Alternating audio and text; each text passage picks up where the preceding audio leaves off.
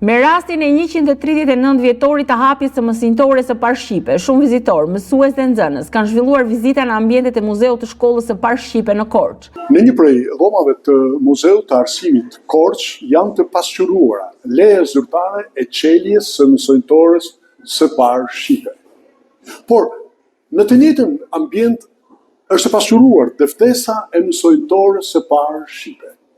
Ajo çfarë të bën përshtypje është diploma e mësojtores së parë shqipe Korçë. Janë të gjitha këto dëshmi të pasqyruara në ambientet e Muzeut të Korçës. Kjo shkollë historike, e njohur si mësimtoria e parë shqipe, u hap më 7 mars 1887 dhe mbetet një nga simbolet më të rëndësishme të arsimit dhe identitetit kombëtar shqiptar. Sot është dita e 7 marsit.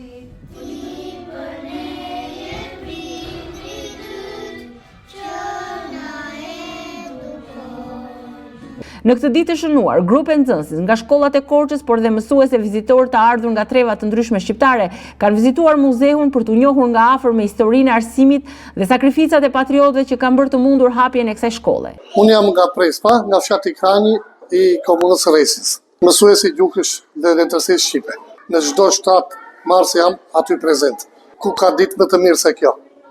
I lumtur krenar që mund ta vizitoj këtë godinë kaq të mirë, ku u bë mundësia për dritën e fëmijëve tanë, ardhmërinë e popullit tonë.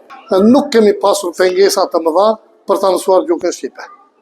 Kemi qenë të pajisur me tekste shkollore dhe edhe sot vazhdojmë të zhvillojmë mësim të pandërprerë në gjuhën anëtare. Gjatë vizitave, nxënësit janë njohur me dokumente historike, fotografi dhe materiale që tregojnë rrugtimin e arsimit në gjuhën shqipe, si dhe me figurat e para të mësuesve që kontribuan në hapjen e dijes.